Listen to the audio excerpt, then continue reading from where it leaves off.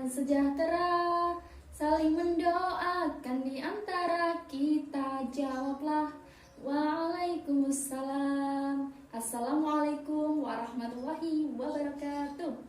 Hai anak-anak semua, apa kabar hari ini? Semoga kita semua dalam keadaan sehat walafiat. Anak-anak, sebelum kita mulai pelajaran, jangan lupa berdoa terlebih dahulu supaya Allah memberikan ilmunya dan berkah untuk kita semua.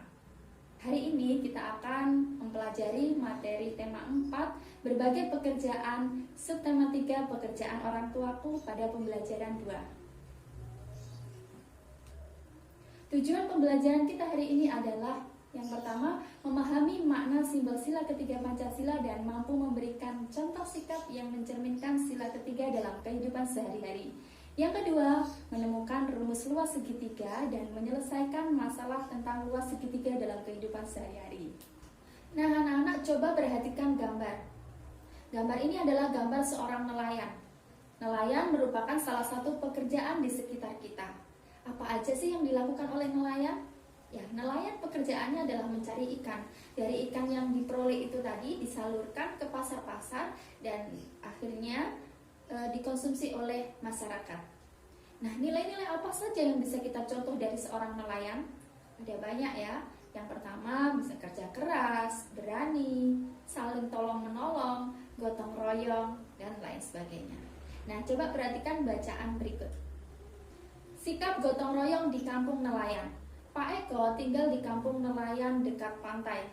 Ia dan warga desa yang lain bekerja sebagai nelayan tradisional. Biasanya Pak Eko dan 6 warga lainnya berangkat pada malam hari. Mereka menggunakan perahu. Mereka bergotong royong untuk menarik jaring. Hasil ikan di hari itu dibagikan sama rata kepada 7 orang, termasuk Pak Eko. Kadang-kadang ikan tersebut langsung dijual. Hasil penjualan ikan juga dibagi sama rata. Pada saat tidak pergi mencari ikan, mereka bersama-sama membetulkan jaring yang rusak. Nah, anak-anak, nelayan tradisional itu pergi melautnya pada malam hari. Mereka pergi bersama-sama. Mereka tidak menggunakan mesin untuk menarik jaring, tapi mereka bekerja bersama-sama menarik jaring dengan menggunakan tangan. Nah, ini menunjukkan sikap gotong royong di antara para nelayan. Nah, sekarang gotong royong itu merupakan pengamalan sila keberapa? Iya, gotong royong merupakan pengamalan sila ketiga. Sila ketiga dilambangkan dengan pohon beringin. Apa sih makna dari simbol Pancasila yang ketiga ini? Pohon beringin ini melambangkan sila ketiga, yaitu Persatuan Indonesia. Pohon beringin ini memiliki akar tunggal panjang yang menunjang pohon besar ini tumbuh. Akar ini tumbuh sampai ke dalam tanah dan menggambarkan kesatuan dan persatuan Indonesia. Pohon beringin ini juga memiliki akar yang menjalar di mana-mana yang melambangkan sebagai negara kesatuan walaupun memiliki latar belakang budaya yang bermacam-macam. Kita tahu Indonesia itu punya budaya yang bermacam-macam, dari agama, ras, suku, rumah adat, dan lain sebagainya.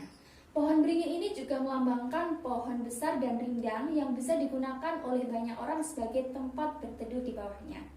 Ini juga menggambarkan bahwa negara kita memiliki fungsi sebagai tempat berteduh atau naungan untuk seluruh rakyatnya. Makna dari sila ketiga ini adalah negara kesatuan Republik Indonesia, cinta damai dan persatuan, dan tidak mementingkan kepentingan diri sendiri. Nah, suatu hari Pak Eko mengalami kesulitan. Yuk kita bantu mengatasi kesulitan Pak Eko. Pak Eko ingin pergi mencari ikan. Namun ia terhambat karena harus memperbaiki layar perahunya.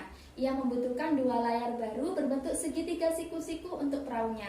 Sebelum membeli kain, ia perlu menghitung luas kain layar yang diperlukan. Nah, berapa luas kain yang diperlukan oleh Pak Eko? Sebelumnya kita harus tahu dulu rumus dari luas segitiga. Untuk menemukan rumus luas segitiga, kita ikuti langkah-langkah berikut ini. Langkah yang pertama, buatlah segitiga sembarang pada kertas, kemudian tentukan alas dan tinggi segitiga. Langkah kedua, buat garis tingginya dengan garis putus-putus.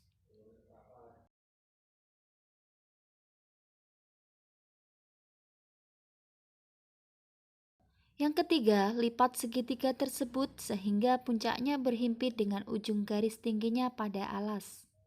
Langkah keempat, buka dan tandai bekas garis lipatan, kemudian potong segitiga pada bekas lipatan, maka didapat bangun segitiga dan bangun trapesium.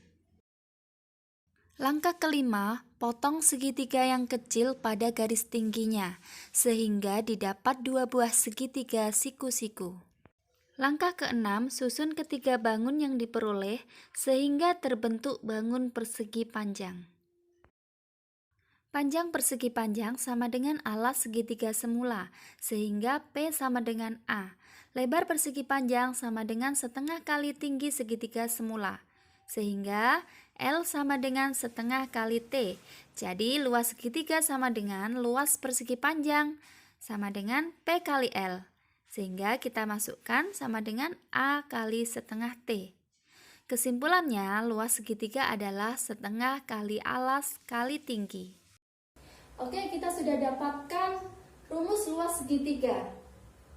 Selanjutnya kita terapkan pada permasalahan Pak Eko. Perahu Pak Eko ini punya 2 layar, ya, layar yang pertama dan kedua. Nah, sekarang kita hitung luas layar yang pertama. Kita hitung yang besar dulu ya. Setengah kali alas kali tinggi.